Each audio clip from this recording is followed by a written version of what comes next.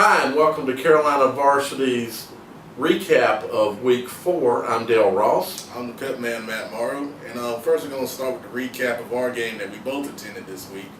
Hough defeating Independence 28-27. My thoughts, I did live observations from the stands while Dale was on the field taking pictures. A lot of people remarked on the forums, Independence just kind of seemed flat, going through warm-ups and then at the start of the game. But they started out great. They marched down the field and scored, took a 7-0 lead. Hough came back and scored. I mean, it was a back and forth game. No team had a lead greater than a touchdown the whole game.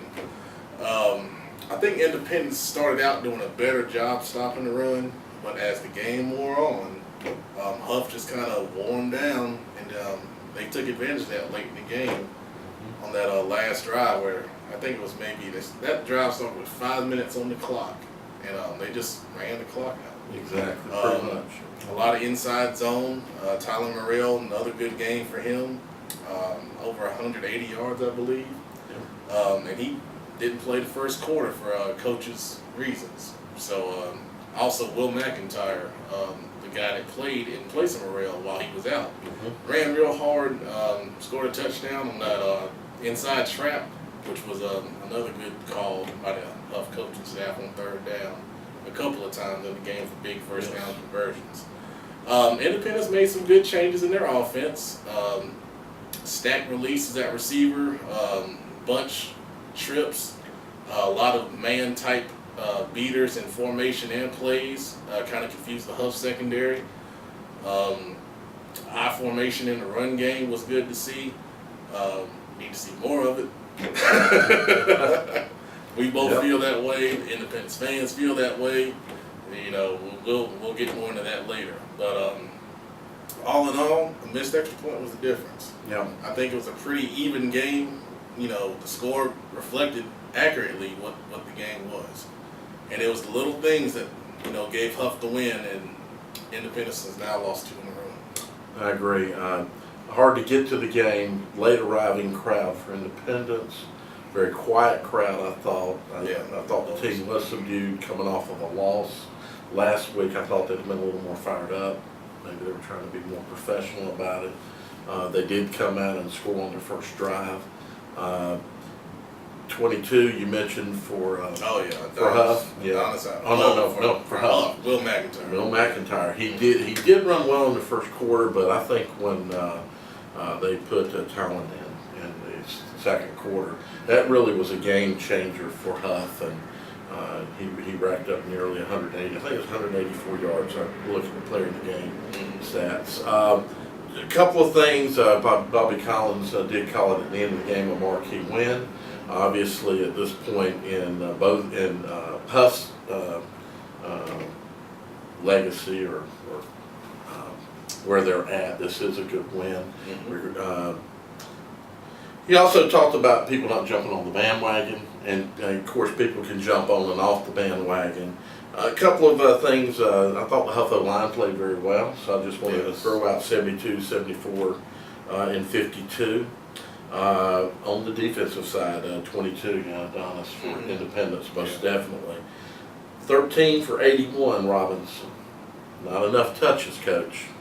Lining up 8-9 yards in the backfield, We saw in the South Met game that South Met kids, as small as that defense front was, they were able to get pads on Robinson in the backfield a couple of times.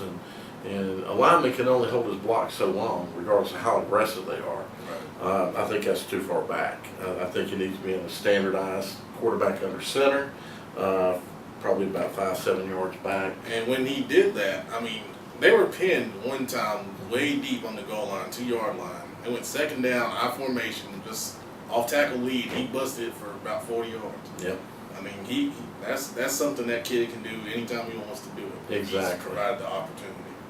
I thought I love the inside trap, and I thought the second one was very, very, the first was a touchdown run. Yeah.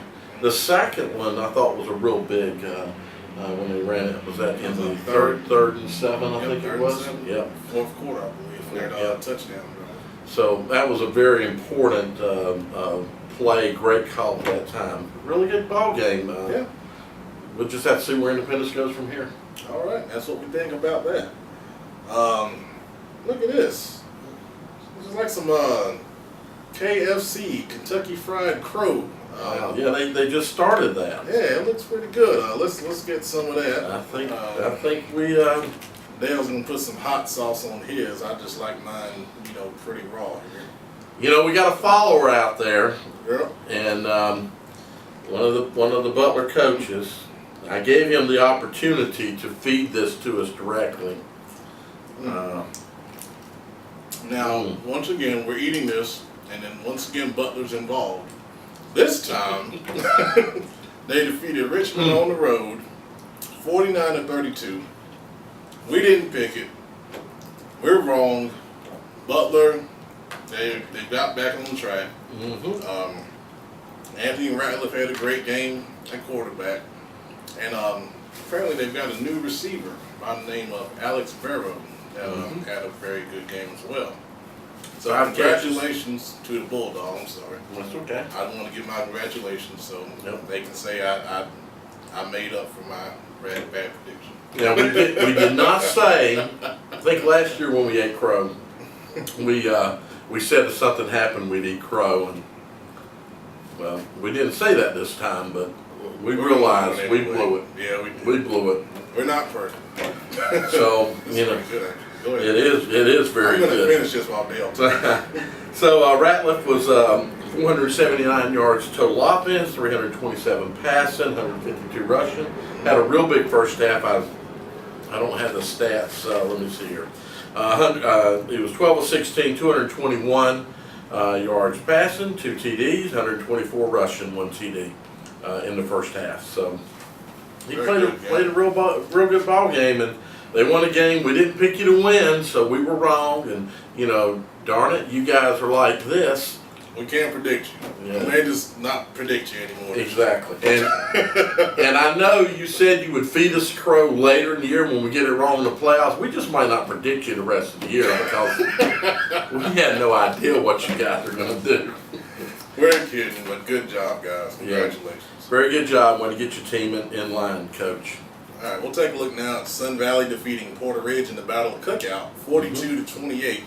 And when Sun Valley wins, one reason why. Yep. Mr. Funderburg. What did he do? What did he do? He had a great ball game. His 21 carries, 273 yards, 3 touchdowns, 66 and 58 yard runs in the ball game. I saw that kid when he was a freshman. I was telling you off camera, and he was. They had him at DB at that scrimmage, and the Sun Valley people told me, said, we're going to have it running back before the end of this season, and you watch this kid's going to be, and well, here he is.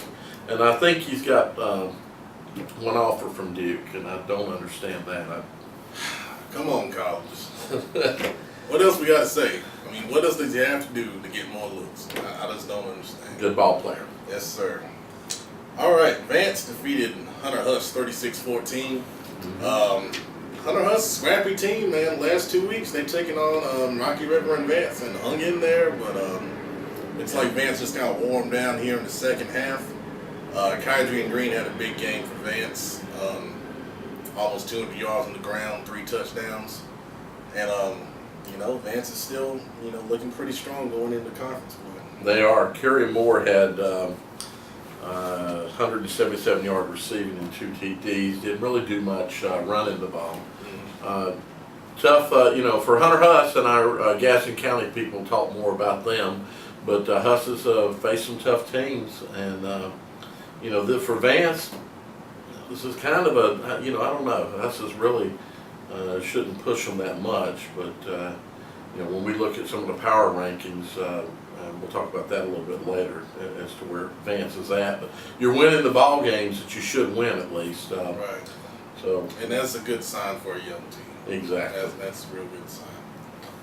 Myers Park defeated North Meck 31-24 in double overtime in what turned out to be a real good ball game up there at North Meck. Coach Stein just had back surgery last Monday. our prayers go to you, Coach. Defense coordinator was the interim coach for this game. It looks like, you know, I know Clay Norris had a good game, quarterback for the most part. 20 of 34, 182, 2 TDs. And that's nothing to sneeze at because the North Make defense is tough. Exactly. You know, they run a lot of, you know, blitzing, different type of looks that you don't see often. So it's kind of hard to prepare for. But Myers Park now 2-3 going into conference. North Make still a team to be reckoned with. Yep, they're still 2-2, and like you say, Myers Park's a team to be reckoned with. They should at least put up resistance to the better teams and could pull off a win. And you know what, North Mac could be the same way with some of those, you know, against those second-tier teams in the Mecca. Yep, no doubt. Olympic defeated East Mac 49-6. Not a lot to say here. It's pretty much what we expected. Isaac Garcia with a good game for Olympic. And East Mac, you know, struggles continue for those guys. Yeah, poor guys. Just a stat, because it was given to me. Other coaches give me stats, I'll talk about them too. They had 58 rushes for 444 yards, and they only threw the ball 7 times. I'm sure a lot of that was just, you know, kind of run the clock. Exactly. Situation. They had a